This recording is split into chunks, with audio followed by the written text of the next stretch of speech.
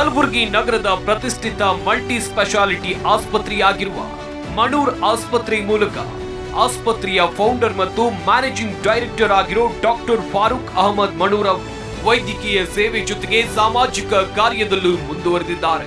ಈ ಮೂಲಕ ಕಲಬುರಗಿ ಜಿಲ್ಲೆ ಹಾಗೂ ಕಲ್ಯಾಣ ಕರ್ನಾಟಕ ಭಾಗದ ಜನರ ಮನಸ್ಸು ಗೆದ್ದಿದ್ದಾರೆ. ಕಲಬುರಗಿ ಜಿಲ್ಲೆಯಲ್ಲಿ ಸುಮಾರು 500 ಜನ ಟಿಬಿ ಪೇಷಂಟ್ಗಳನ್ನ ದತ್ತು ಪಡೆಯುವ ಮೂಲಕ ಅವರ ವೈದ್ಯಕೀಯ ವೆಚ್ಚವನ್ನ ಸ್ವತಃ ಭರಿಸುತ್ತಿದ್ದಾರೆ. ಇವರಿಗೆ Zee Kannada news achievers award ನೀಡೋಕೆ ನಾವು ಹೆಮ್ಮೆ ಪಡುತ್ತೇವೆ.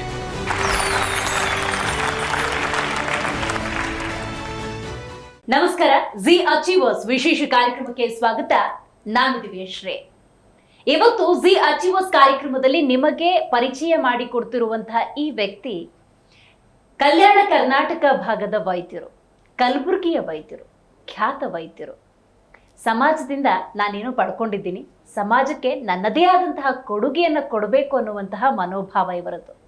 ಎಸ್, ಇವತ್ತು ನಮ್ಮ ಕಾರ್ಯಕ್ರಮದಲ್ಲಿದ್ದಾರೆ ಡಾಕ್ಟರ್ ಫಾರೂಕ್ ಮಣೂರ್ ಅವರು. ಮೊದಲಿಗೆ ಅವರಿಗೆ ಕಾರ್ಯಕ್ರಮಕ್ಕೆ ಸ್ವಾಗತವನ್ನು ಕೋರೋಣ.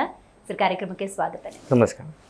ಕಲ್ಯಾಣ ಕರ್ನಾಟಕ ಭಾಗ ಕಲಬುರಗಿಯ ವೈದ್ಯರಾಗಿದ್ದೀರಿ, ದೊಡ್ಡ ಸ್ಥಾನದಲ್ಲಿ ಕೂತಿದ್ದೀರಿ. ಈ ಸಾಧಕರ ಈ ಕುರ್ಚಿಯಲ್ಲಿ ಕೂತ್ಕೊಂಡ ಈ ಸಂದರ್ಭದಲ್ಲಿ ನಿಮ್ಮ ಬಾಲ್ಯ, ವೈದ್ಯರಾಗೋದಕ್ಕೆ ಪ್ರೇರಣೆ ಏನು, ಈ ರೀತಿಯ ಹಲವಾರು ಪ್ರಶ್ನೆಗಳು, ಏನ್ ನಿಮಗೆ ಇನ್ಸ್ಪಿರೇಷನ್ ಅಂತ ನೋಡಿ. ಫಸ್ಟ್ ಆಫ್ ಆಲ್ ಡಾಕ್ಟರ್ ಅಂತ ಹೇಳಿ ಮನುಷ್ಯ ಇರಬೇಕಂದ್ರೆ ಒಂದು ಮನಸ್ಸಿನಲ್ಲಿ ಒಂದು ಸೋಷಿಯಲ್ ಭಾವನೆ, ಒಂದು ಸಾಮಾಜಿಕ ಒಂದು ಕಳಕಳಿ ಇರಬೇಕು. ಸೊ ನಾನದು ಡಾಕ್ಟರ್ನಲ್ಲಿ ನೋಡಿದೆ. ಯಾಕೆ ನೋಡಿದೆ ಅಂದರೆ, ನಾನು ಅಡ್ಮಿಟ್ ಆಗಿದ್ದೆ, ನಂದೊಂದು ಆಕ್ಸಿಡೆಂಟ್ ಆಗಿತ್ತು, ನಂದು ಒಂದು ಬ್ರೈನ್ ಸರ್ಜರಿ ಆಗಿತ್ತು. ಸೊ ಅದು +2ನಲ್ಲಿ ನಾನು ಅಡ್ಮಿಟ್ ಇದ್ದಾಗ ಡಾಕ್ಟರ್ಸಿಗೆ ನೋಡಿದೆ. ಆ್ಯಂಡ್ ಆ ಸಮಯದಲ್ಲಿ ಇಷ್ಟು ಚೆನ್ನಾಗಿ ಮಾತಾಡಿದ್ರು ಡಾಕ್ಟರ್ ನನಗೆ, ನೀವು ಎಷ್ಟು ಪರ್ಸೆಂಟೇಜ್ ತೆಗೆದಿದ್ದೀರಾ PUC ಫಸ್ಟ್ ಇಯರ್ನಲ್ಲಿ? ಸರ್, ನಾನು 90 ತೆಗೆದಿದ್ದೀನಿ. ಈಗ PUC ಸೆಕೆಂಡ್ ಇಯರ್ 95 ತೆಗಿಬೇಕು. ಸೊ ಆ ಥರ ಒಂದು ಒಳ್ಳೆ ಕಾನ್ವರ್ಸೇಷನ್ ಆಗ್ತಾ ಇತ್ತು. ಸೊ ಇನ್ನು ಮನಸ್ಸಲ್ಲಿ ಆಯಿತು ನಾನು ಆಗ್ಬೇಕಂತ ಹೇಳಿ. ಮತ್ತು ಆ ಟೈಮ್ 2003-4ನಲ್ಲಿ ನಂದು ಆಗಿತ್ತು. ಸೊ ಆವಾಗೆ ಕಲಬುರಗಿನಲ್ಲಿ ಅಷ್ಟು ದೊಡ್ಡ ಹಾಸ್ಪಿಟಲ್ಸ್ ಇದ್ದಿಲ್ಲ, ಕಲಬುರಗಿನಲ್ಲಿ ಅಷ್ಟು ಡಾಕ್ಟರ್ಸ್ ಇದ್ದಿಲ್ಲ. ಸೊ ನನಗೆ ಶೋಲಾಪುರ್ ನಮ್ಮ ಪೇರೆಂಟ್ಸ್ ಒಯ್ದಿದ್ರು. ಸೊ ಶೋಲಾಪುರ್ ನಮ್ಮ ಕಲಬುರಗಿಗೆ ಭಾಳ ಸಮೀಪ ಇದೆ. ಸೊ ಅಲ್ಲಿ ಮೇಜರ್ ಸರ್ಜರೀಸ್ ಆಗ್ತಾ ಇತ್ತು. ಸೊ ನನಗೆಲ್ಲೋ ಮನಸ್ಸಲ್ಲಿ ನಾನು ಒಂದು ಡಾಕ್ಟರ್ ಆಗಬೇಕು, ನಮ್ಮ ಭಾಗಕ್ಕೆ ಒಂದು ಚೆನ್ನಾಗಿ ಸರ್ವಿಸ್ ಕೊಡಬೇಕು. ಅದೇ ಏನು ಮೆಟ್ರೋ ಸಿಟೀಸ್ ಹೋಗ್ತಾ ಇದ್ದಾರೆ ಇಲ್ಲಿನೂ ಆಗ್ಬೇಕಂತೇಳಿ ಅದೊಂದು ಭಾವನೆ ಇತ್ತು. ಸೊ ಅದರಲ್ಲಿಂದ ನಾನು ಆಗ್ಬೇಕಂತ ಹೇಳಿ ಮನಸ್ಸಿನಲ್ಲಿತ್ತು. ದೇವರದಕ್ಕೆ ಇವತ್ತು ಪೂರ್ತಿ ವಹಿಸಿದ್ದಾರೆ. ಖಂಡಿತ. ಆದ್ರೆ ನಿಮ್ಮ ಕುಟುಂಬದಲ್ಲಿ ಯಾರಾದ್ರೂ ವೈದ್ಯರಿದ್ರ? ಇಲ್ಲ, ನಾನೇ ಫಸ್ಟ್ MBBS ಡಾಕ್ಟರ್ ಇದ್ದೀನಿ ನಮ್ಮ ಪೂರ ಫ್ಯಾಮಿಲಿನಲ್ಲಿ. ಆದ್ರೆ MBBS ಓದ್ಬೇಕು, ದೊಡ್ಡ ಡಾಕ್ಟರ್ ಆಗಬೇಕು ಅಂತ ಹೇಳಿದ್ರೆ ಅಷ್ಟೇ ಖರ್ಚು ಕೂಡ ಆಗತ್ತೆ. ಅಂದ್ರೆ ನಿಮ್ಮ ಬ್ಯಾಕ್ ಗ್ರೌಂಡ್ ಅಂತ ನೋಡೋದಾದ್ರೆ ಸಪೋರ್ಟಿವ್ ಹೆಂಗಿತ್ತು? ಫಿನಾನ್ಷಿಯಲಿ ಇರ್ಬೋದು, ಮಾರಲ್ ಸಪೋರ್ಟ್ ಇರ್ಬೋದು, ಹೆಂಗಿತ್ತು ಅಂತ? ಇಲ್ಲ, ನಮ್ದು ಅಷ್ಟು ಇದಿಲ್ಲ.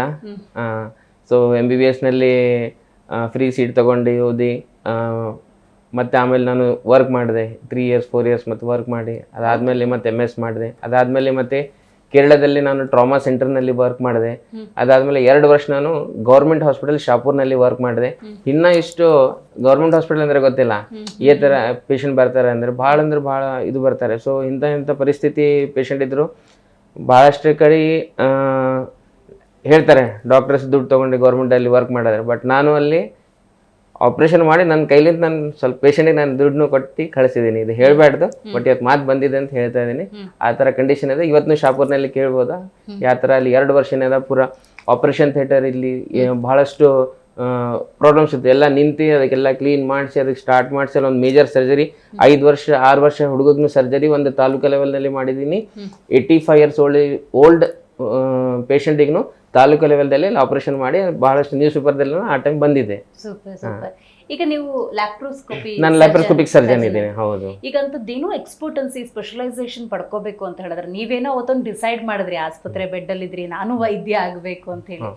ಬಟ್ ಓದೋ ಟೈಮಲ್ಲಿ ಇರ್ಬೋದು ಅಥವಾ ನೀವು ಒಂದು ಉದ್ಯೋಗ ಅಂತ ಸ್ಟಾರ್ಟ್ ಮಾಡಿದಾಗ ಅದೆಲ್ಲವೂ ಅಷ್ಟು ಸುಲಭ ಸಾಧ್ಯ ಇರಲ್ಲ. ಅಂದ್ರೆ ಸವಾಲುಗಳು ಡೆಫಿನೆಟ್ಲಿ ಇದ್ದೇ ಇರ್ತವೆ. ಅದ್ರ ಬಗ್ಗೆ ಹೇಳೋದಾದ್ರೆ ಬಿಗ್ ರಿಸ್ಕ್ ತಗೊಂಡ್ಬಿಟ್ನಾ, ದೊಡ್ಡ ಡಿಸಿಷನ್ ಇದು, ಈ ಥರದ್ದು ಏನಾದರೂ ಅನಿಸಿತ್ತಾ ನಿಮಗೆ?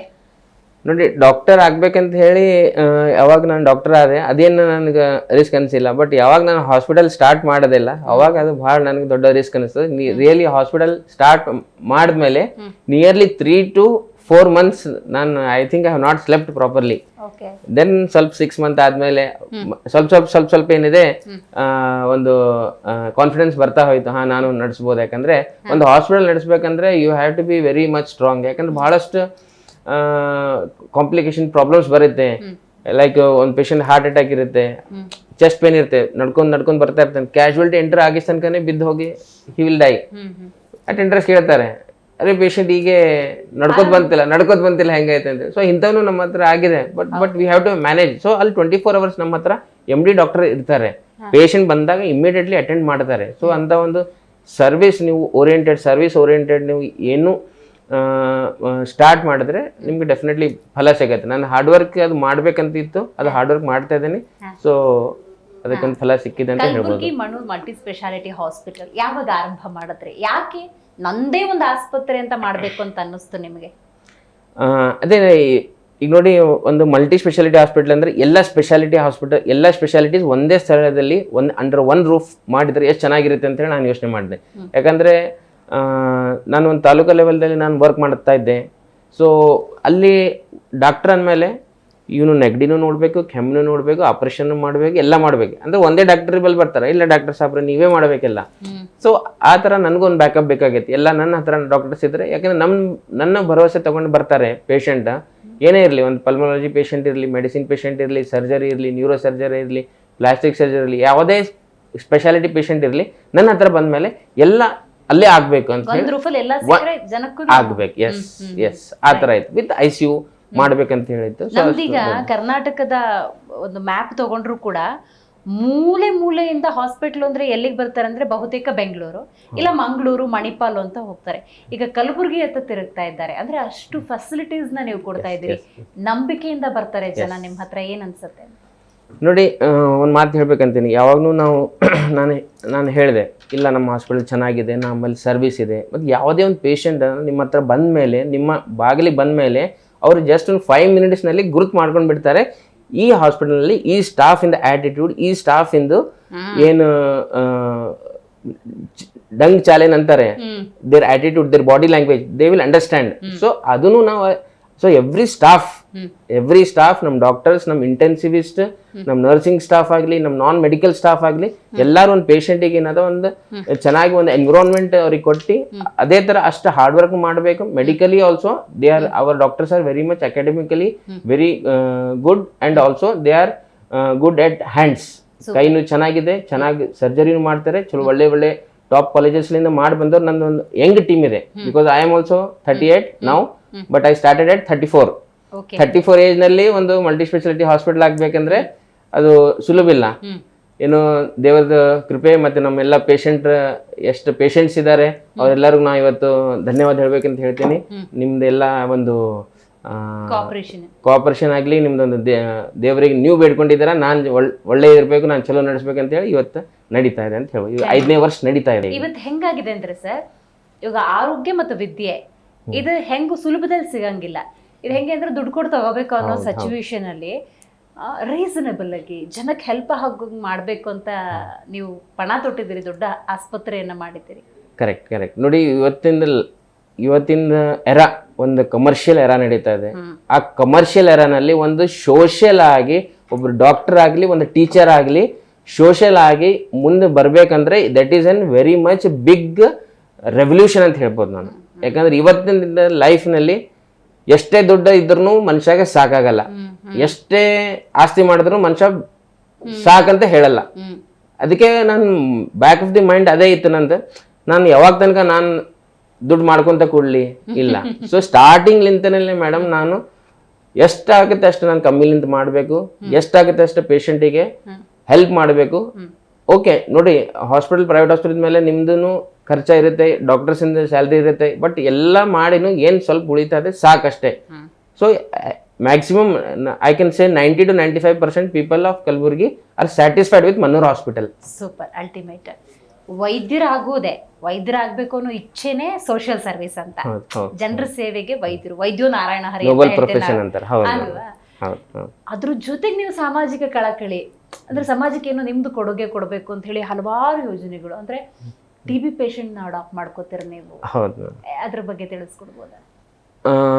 ನೋಡಿ, ನಮ್ಮ ಕಲ್ಯಾಣ ಕರ್ನಾಟಕ ಭಾಗದಲ್ಲಿ ಕಲಬುರಗಿನಲ್ಲಿ ಕಲಬುರಗಿ ಆಗಲಿ, ಯಾದಗಿರಿ ಡಿಸ್ಟ್ರಿಕ್ಟ್ ಆಗಲಿ, ಬಿಜಾಪುರ ಆಗಲಿ ಸ್ವಲ್ಪ ಬ್ಯಾಕ್ವರ್ಡ್ ಇದೆ. ಬ್ಯಾಕ್ವರ್ಡ್ ಅಂದರೆ ಎಜುಕೇಷನ್ ಆಗಲಿ ಇಂಥವು ಮತ್ತು ಯಾವುದೇ ಹೆಲ್ತ್ ಇಂಡೆಕ್ಸಸ್ನಲ್ಲಿ ಸ್ವಲ್ಪ ನಾವು ತೆಳಗಡೆ ಇದ್ದೀವಿ. ಸೊ ಅದರಲ್ಲಿ ಟಿ ಬಿ ಪೇಷಂಟ್ಸ್ ಒಂದು 1500 ಟಿ ಬಿ ಪೇಷಂಟ್ ಲಾಸ್ಟ್ ಇಯರಿನ ಸೆನ್ಸಸ್ ಇದೆ. ಇದು 1500 ಟಿ ಬಿ ಪೇಷಂಟ್ಸ್ ಇದ್ದರು.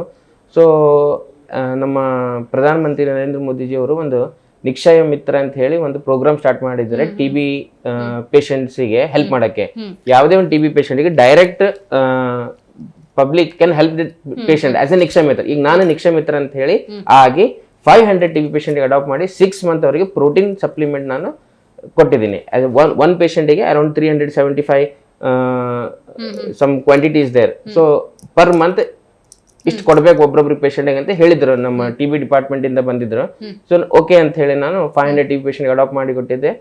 ಸೊ 6 ಮಂತ್ ಅವ್ರಿಗೆ ಕೊಟ್ಟಿದ್ದೆ. ಬಹಳ ಒಳ್ಳೆ ರಿಸಲ್ಟ್ ಬಂತು. ಪೇಷಂಟ್ ಅವ್ರದ್ದು ವೇಟ್ ಇಂಪ್ರೂವ್ ಆಯ್ತು. ಸೊ ಡೈರೆಕ್ಟ್ಲಿ ಪೇಷಂಟ್ಗೆ ಹೆಲ್ಪ್ ಮಾಡ್ಬೋದು.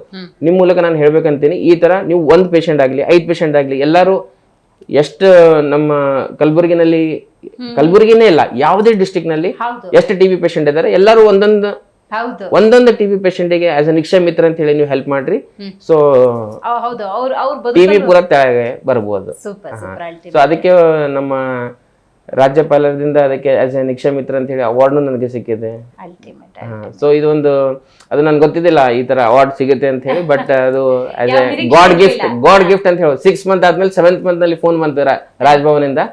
ಸೊ ಈ ತರ ನಿಮ್ಗೆ ಒಂದು ಅವಾರ್ಡ್ ಸಿಕ್ಕಿದೆ ನೀವು ಅಂತ ಹೇಳಿ ಬಹಳ ನನಗೆ ಇದು ಅನ್ಸ ಅಪ್ರಿಶಿಯೇಷನ್ ಮಾಡ್ತಾರೆ. ಯಾರು ಮಾಡ್ತಾ ಇದಾರೆ ಅವ್ರಿಗೆ ಅಪ್ರಿಶಿಯೇಟ್ ಮಾಡ್ತಾರೆ ಅಂತ ಹೇಳಿ ಬಹಳ ಖುಷಿ ಆಯ್ತು. ಖಂಡಿತ. ಅಂದಾಜು 300 ಗರ್ಲ್ಸ್ ನ ಅಡಾಪ್ಟ್ ಮಾಡ್ಕೋತೀರಿ?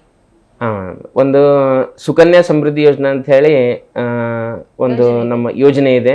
ಅದರಲ್ಲಿ ಏನಂದ್ರೆ ನಮ್ಮ ಇದು ಯೋಜನೆ ಆಕ್ಚುಲಿ ನಮ್ಮ ಇದು girl education and women empowerment ಸಲುವಾಗಿ ಇದೆ ಇದು.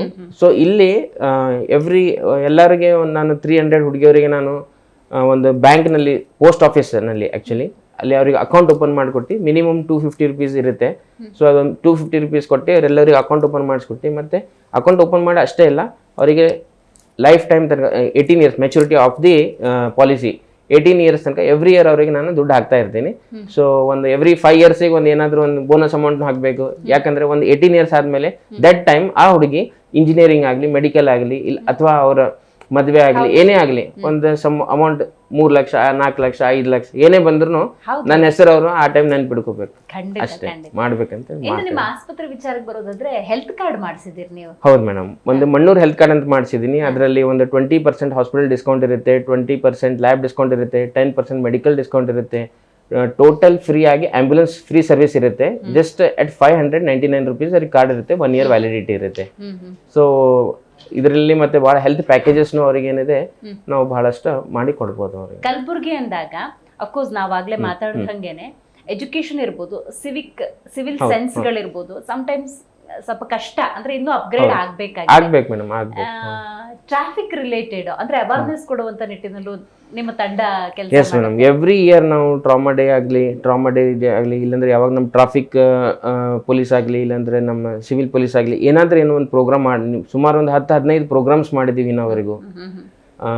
ಒಂದು ಜಾತಕ ಹಾಸ್ಪಿಟಲ್ ಒಂದು ಮೇನ್ ಸೆಂಟರ್ ಒಳಗೆ ಜಾತಕ ಮಾಡ್ಕೊಂಡು ಒಂದು ಡ್ರಾಮಾ ಸ್ಕಿಟ್ ಮಾಡೋರಿಗೆ ಒಂದು ಬೈಕ್ ರ್ಯಾಲಿ ಹೋಗ್ತಾ ಇರ್ತೀವಿ, ನಡು ಡ್ರಾಮಾ ಮಾಡ್ತಾರೆ ಅವರು. ಅಲ್ಲಿ ಒಂದು ಸರ್ಕಲ್ ನಲ್ಲಿ ನಿಂತು ಒಂದು 3 ಮಂದಿ ಏನದ ಬೈಕ್ ನಲ್ಲಿ ಹೋಗ್ತಾ ಇದ್ರು, ಬಿದ್ರು, ಒಬ್ರು ಡೆತ್ ಆಯ್ತು, ಒಬ್ರು ಆತರ ನಾಟಕ ಮಾಡಿ ಪ್ರದರ್ಶನ ಮಾಡ ಆತರ ಬಹಳಷ್ಟು ಸೋಷಿಯಲ್ ಮೀಡಿಯಾದಲ್ಲಿ ಆಗ್ಲಿ ಮತ್ತೆ ನ್ಯೂಸ್ ಪೇಪರ್ದಲ್ಲಿ ಆಗ್ಲಿ ಇದೆಲ್ಲ ಈ ತರ ಹೆಲ್ಮೆಟ್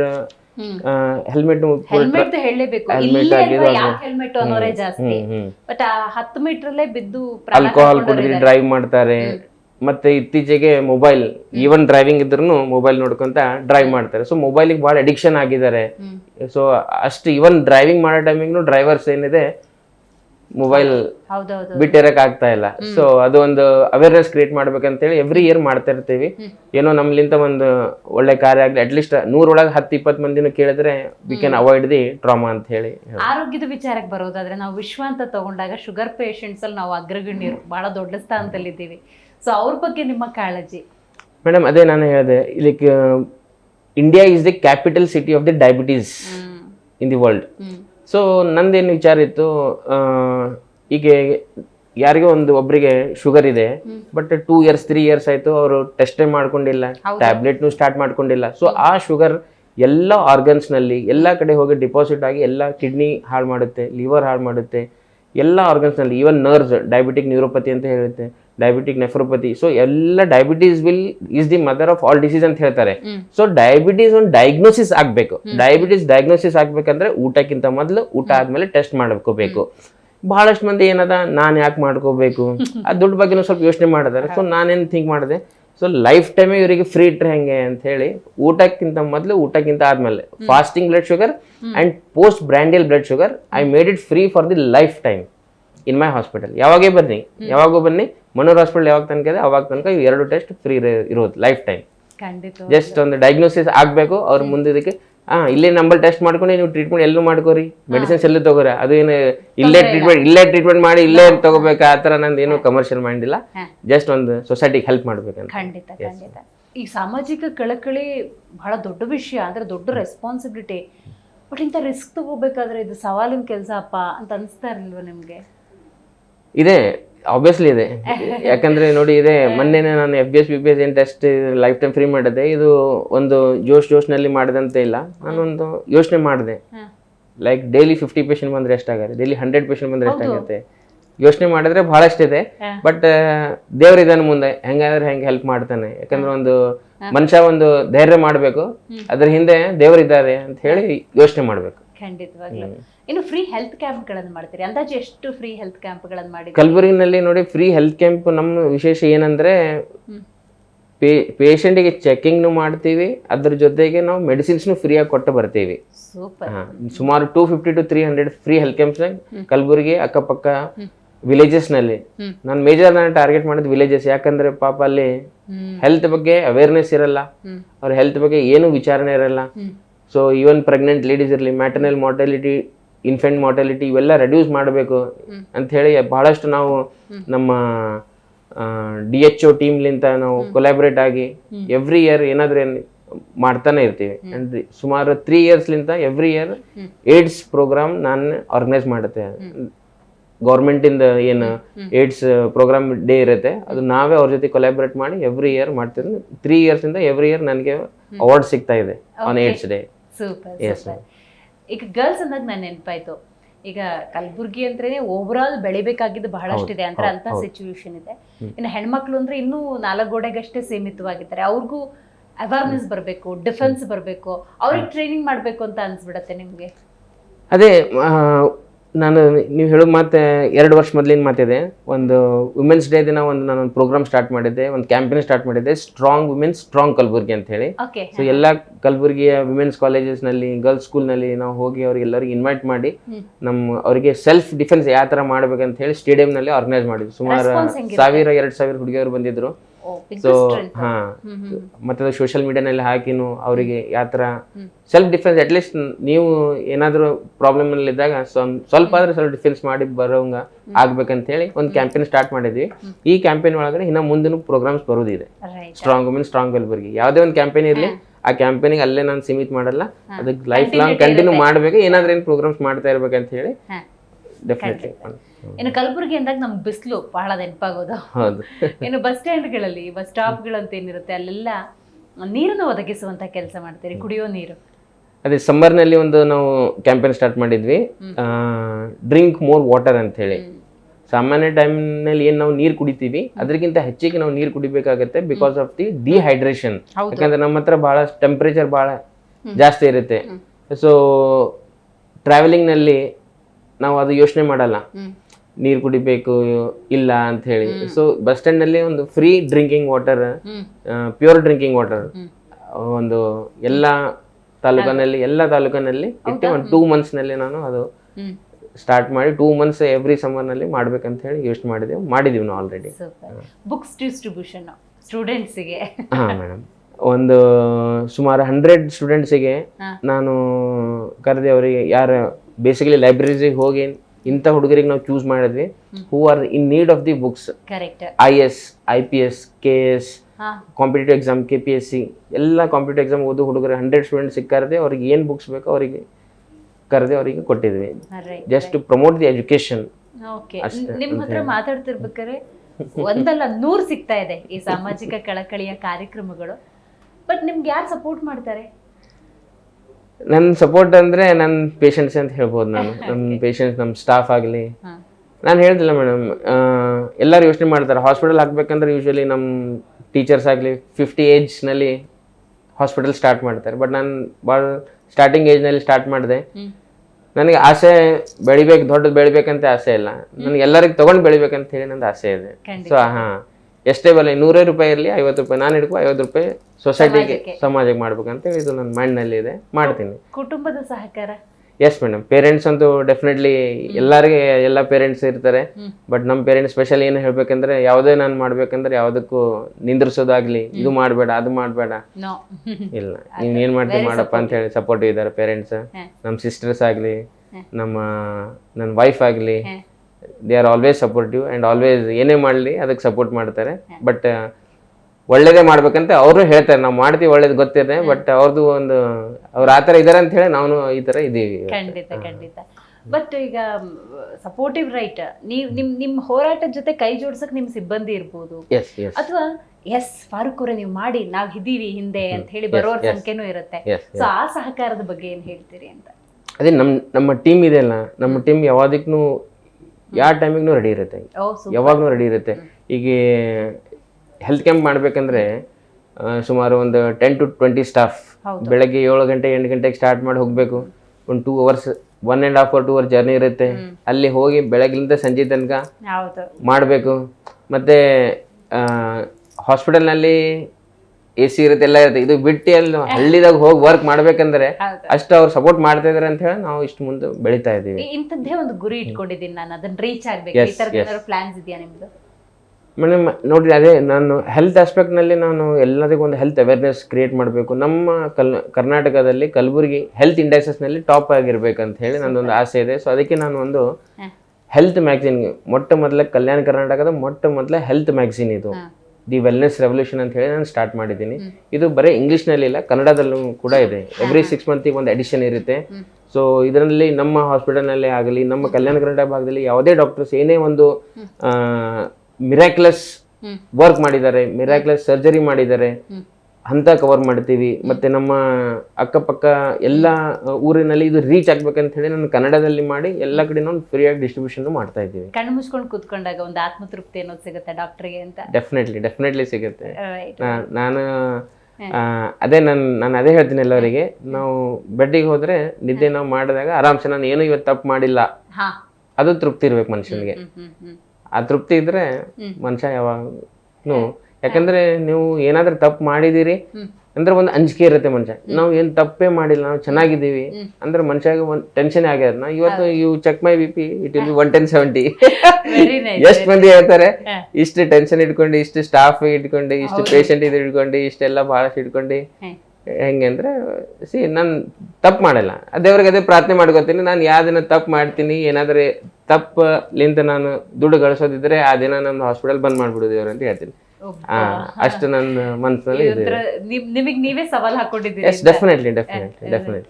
ಈಗ ಸಹಜವಾಗಿ ಎಷ್ಟೊಂದು ಪೇಷಂಟ್ಸ್ ನಿಮ್ಮ ಹತ್ರ ಬರ್ತಾರೆ, ಟ್ರೀಟ್ಮೆಂಟ್ ತಗೊಂತಾರೆ, ಆಮೇಲೆ ಬಂದು ನಿಮ್ಮ ಹತ್ರ ಹೇಳ್ತಾರೆ, ಅಣ್ಣ ನಿಮ್ಮಿಂದ ಉಪಕಾರ ಆಯ್ತು, ಡಾಕ್ಟ್ರೇ ನೀವಿದ್ದಿದ್ರಿಂದ ಉಳಿದೆ, ಈ ಥರದ ಫೀಡ್ಬ್ಯಾಕ್ ಕೇಳಿದಾಗ ಏನು? ಎಸ್ ನೋಡಿ, ಅದೇ ಯಾವುದೇ ಒಂದು ಪೇಷಂಟ್ ಬಂದಮೇಲೆ ಅವ್ರ ಅಟೆಂಡರ್ಸ್ ಇರ್ತಾರಲ್ಲ, ಅವರು ನಮ್ಮ ಕೈಯಲ್ಲಿ ಅವರು ಪೇಷಂಟ್ ಜೀವ ಕೊಟ್ಟಿರ್ತಾರೆ. ಸೊ ನೋಡಿ, ನಾ ದೇವ್ರಂತಿಲ್ಲ, ನಾನು ಎಲ್ಲ ಬಂದಕ್ಕೆ ನಾನು ಉಳಿಸಿ ಕಳ್ಸೋದಕ್ಕೆ ನಾನು ದೇವ್ರಿಲ್ಲ, ಅದು ದೇವ್ರಷ್ಟೇ ಮಾಡ್ತಾನೆ. ಬಟ್ ನಾನು ಮನುಷ್ಯನೇ. ಬಟ್ ನಾನು ಎಷ್ಟು ಎಫರ್ಟ್ಸ್ ನಾನು ಹಾಕ್ತಾ ಇದ್ದೀನಿ ಅದು ಪೇಷಂಟ್ ಅಟೆಂಡರ್ ನೋಡಿ, ಪೇಷಂಟ್ ಉಳಿಲಿ ಪೇಷಂಟ್ ಸಾಯ್ಲಿ, ಅದು ಅವ್ರಿಗೆ ತೃಪ್ತಿ ಇರುತ್ತೆ. ನನ್ನ ಡಾಕ್ಟರ್ ನನ್ನ ಪೇಷಂಟ್ ಮೇಲೆ ಎಷ್ಟು ಮಾಡ್ಬೇಕಿತ್ತು ಎಲ್ಲ ಮಾಡಿದ್ದಾನೆ, 100% ಎಫರ್ಟ್ ಮಾಡಿದ್ರಿಲ್ಲ, ಅದು ಒಳ್ಳೇದು. So almost all 98 to 99% people are satisfied. ಒಬ್ರಿಬ್ರು ಇರ್ತಾರೆ, ಯಾರಿಗೂ ನಾನು ಎಲ್ಲರಿಗೂ ಸ್ಯಾಟಿಸ್ಫೈ ಮಾಡ್ಲಿಕ್ಕೆ ಆಗಲ್ಲ. ನಾನು 100% ನಾನು ಸ್ಯಾಟಿಸ್ಫೈ ಮಾಡ್ತಾ ಇದ್ದೀನಿ ಅಂದ್ರೆ ನಾನು ಇದು ಸುಳ್ಳು ಹೇಳ್ತಾ ಇದ್ದೀನಿ ನನಗೆ. So 95 majority I am satisfying. ಎಲ್ಲಿ ಬಹಳಷ್ಟು ನಾನು ಎಣಿಸ್ಲಿಕ್ಕೆ ಆಗಿಲ್ಲ ನನ್ನ ಅನ್ಸೋ ಮಟ್ಟಿಗೆ ಬಹಳಷ್ಟು ಜೀವ ಉಳಿಸಿದ್ವಿ ನಾವು. ಬಹಳಷ್ಟು ಒಂದು ಇದ್ರೊಳಗೆ ನಾನು ನೆನ್ಪು ಮಾಡ್ಬೇಕಂದ್ರೆ, ನೀವು ಕೇಳ್ತಾ ಇದ್ರೆ ಅಂದ್ರೆ, ಒಂದು ಹುಡುಗ ನೀರು ಹಚ್ಚೋ ಟೈಮಿಗೆ ಕರೆಂಟ್ ಆಗಿ ಆಲ್ಮೋಸ್ಟ್ ಡೆತ್ ಇತ್ತು. CPR ಅರ್ಧ ಗಂಟೆ CPR ಕೊಟ್ಟು ಪೇಷಂಟ್ ವೆಂಟಿಲೇಟರ್ ಹಾಕಿ 3 ದಿನ ಆದ್ಮೇಲೆ ಪೇಷಂಟ್ ಎದ್ದೆ ಕುಂತದ್ದು. 3 ಡೇಸ್ ಆದ್ಮೇಲೆ 3 ಡೇಸ್ ಆದ್ಮೇಲೆ ಎದ್ದೆ ಕುಂತದ್ದು. ಅವ್ರ ಪೇರೆಂಟ್ಸ್ ಇಷ್ಟು ಖುಷಿ ಆದ್ರು ಅವರು. ಸೊ ಅಂದ್ರೆ 3 ಡೇಸ್ ಹಾಸ್ಪಿಟಲ್ ಅಡ್ಮಿಟ್, 3 ದಿನದಲ್ಲಿ ಪೇಷಂಟ್ ಚೆನ್ನಾಗಾಯ್ತು. ಹೌದು. ಸೊ ಆಲ್ರೆಡಿ ಕ್ಯಾಶುಯಾಲಿಟಿನಲ್ಲಿ CPR ಕೊಡೋ ಟೈಮಿಗೆ, ಶಾಕ್ ಕೊಡೋ ಟೈಮಿಗೆ ಅವ್ರು ಫೋನ್ ಮಾಡಿ, ಇಲ್ಲ ನಮ್ಮ ಮಗ ಸತ್ ಹೋದ್ನ ಅಂತ ಹೇಳಿ ಎಲ್ಲರಿಗೆ ಫೋನ್ ಮಾಡಿ ಕರಿತಾ ಇದ್ರು ಅವರು. ಅಂತವನಿಗೆ ನಾವು ಉಳಿಸಿ ಕಳಿಸಿದ್ವಿ. ಜಸ್ಟ್ ಅವನು 12 ಇಯರ್ಸ್ ಇದ್ದ, ಅವನು ಫಾದರ್ ಲ್ಯಾಬ್ ಟೆಕ್ನಿಷಿಯನ್ ಇದ್ದ. So he knows everything. So ಇದೊಂದು ಮಿರಾಕ್ಯುಲಸ್ ಅಂತ ಹೇಳ್ಬೋದು. ಸೊ ಇಂಥವ್ನು ನಾವು ಹಾಸ್ಪಿಟಲ್ ಇರೋದ್ರಿಂದ ಇಮಿಡಿಯೇಟ್ಲಿ ಯಾವಾಗಲೂ ಒಂದು ಸರ್ವಿಸ್ ಇಮಿಡಿಯೇಟ್ಲಿ ಪೇಷಂಟ್ ಬಂದಾಗ ಇಮಿಡಿಯೇಟ್ ಸರ್ವಿಸ್ ಕೊಟ್ಟ ಮೇಲೆ ಬಹಳಷ್ಟು ಜೀವನ ನೀವು more than 50% you can save the life. Super. ಇವತ್ತಿನ ಕಾರ್ಯಕ್ರಮದಲ್ಲಿ ನೀವು ಭಾಗಿಯಾಗಿ ಸಾಮಾಜಿಕವಾಗಿ ನಿಮ್ಮನ್ನು ನೀವು ಹೇಗೆ ತೊಡಗಿಸ್ಕೊಂಡಿದ್ದೀರಿ ಮತ್ತು ನಿಮ್ಮ ಜೀವನನ ಈ ಸೇವೆಗಿಂತ ಹೆಂಗೆ ಮುಡುಪಾಗಿಟ್ಟಿದ್ದೀರಿ ಅಂತ ತಿಳಿಸ್ಕೊಟ್ಟಿದ್ದಕ್ಕಾಗಿ ಧನ್ಯವಾದಗಳು. ಧನ್ಯವಾದ. ಸೊ ನೋಡೋದ್ರಲ್ಲಿ ವೀಕ್ಷಕರೇ, ಇವತ್ತಿನ ನಮ್ಮ ಕಾರ್ಯಕ್ರಮದಲ್ಲಿ ಡಾಕ್ಟರ್ ಫಾರೂಕ್ ಅವರು ಭಾಗಿಯಾಗಿದ್ದರು. ತಮ್ಮ ಜೀವವನ್ನು ಸಮಾಜ ಸೇವೆಗೆ ಮುಡುಪಾಗಿಟ್ಟಿರುವಂತಹ ಮಹಾನ್ ಸಾಧಕ ಇವರು. ಸಾಕಷ್ಟು ಸಾಮಾಜಿಕ ಕಳಕಳಿಯನ್ನು ಹೊಂದಿದ್ದಾರೆ. ಸಮಾಜ ನನಗೊಂದು ಜೀವನವನ್ನು ಕೊಟ್ಟಿದೆ, ತಿರುಗಿ ನಾನೇನಾದರೂ ಕೊಡಬೇಕು, ಭಗವಂತ ನನಗೆ ಜೀವವನ್ನು ಕೊಟ್ಟಿದ್ದಾನೆ, ಆ ಭಗವಂತನ ಋಣವನ್ನು ತೀರಿಸಬೇಕು, ಇದು ಸಮಾಜ ಸೇವೆಯ ಮೂಲಕ ಅನ್ನುವಂತಹ ದೇವೋದ್ದೇಶದೊಂದಿಗೆ ಇವತ್ತು ಬಹಳಷ್ಟು ಉಪಕಾರದ ಕೆಲಸವನ್ನು ಮಾಡ್ತಾ ಇದ್ದಾರೆ. ವೈದ್ಯೋ ನಾರಾಯಣ ಹರಿ ಅಂತ ಹೇಳ್ತಾರಲ್ಲ, ಅದು ಯಾಕೆ ಅಂತ ಇವತ್ತು ಖಂಡಿತವಾಗ್ಲೂ ನಮಗೆ ಅರ್ಥವಾಗಿರುತ್ತೆ. ಆ ಭಗವಂತನ ಆಶೀರ್ವಾದ ಡಾಕ್ಟರ್ ಫಾರೂಕ್ ಅವರ ಮೇಲೆ ಸದಾ ಇರಲಿ. ಅವರ ಮುಂದಿನ ಗುರಿ ಆಶಯಗಳೆಲ್ಲವನ್ನ ಆದಷ್ಟು ಬೇಗ ತಲುಪಲಿ ಅಂತ ಹಾರೈಸ್ತಾ ಇವತ್ತಿನ ಕಾರ್ಯಕ್ರಮವನ್ನು ಮುಗಿಸೋಣ. ನೋಡ್ತಾ ಇರಿ ಜಿ ಕನ್ನಡ ನ್ಯೂಸ್, ಸತ್ಯವೇ ಸುದ್ದಿಯ ಜೀವಾಳ.